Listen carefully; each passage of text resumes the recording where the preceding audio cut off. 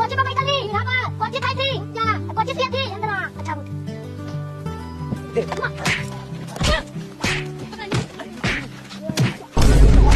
अरे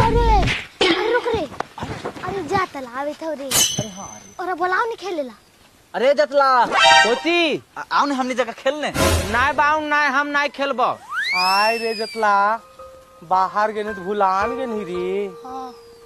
पहले अब एक घमंड हो गया पैसवा कमाए लगले से घमंड हो गए अरे रे ऐसे काहे बोलाई रे घमंड कौन बात के तुहनियो दोस्त है चल खेल ले आज डार्लिंग तू यहाँ पर बैठो बैठ जाओ वहाँ पर हमरे मुन्ना पाले बात नया मुर्गी नहीं था कोची पर बैठली पीढ़ा पर कोची खाई थी गु ना ना भूंजा खाई थी अच्छा कोची सिए थी आगेंद्रा सिए थी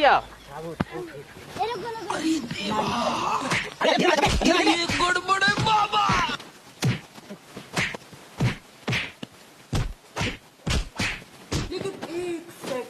चलो चल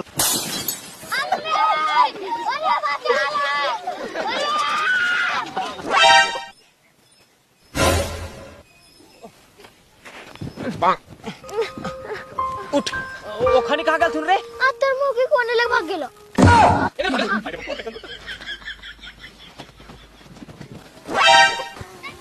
अरे भगवान हमार मौगी के देखला हरे तोर मौगी के हम ना देखल जा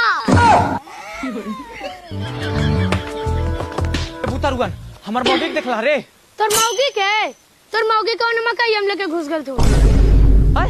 हो तोरा बड़ी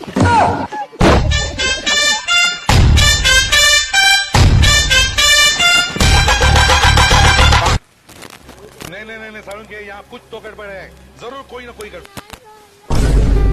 तू बैठ खोल नहीं भाभी माफ खोल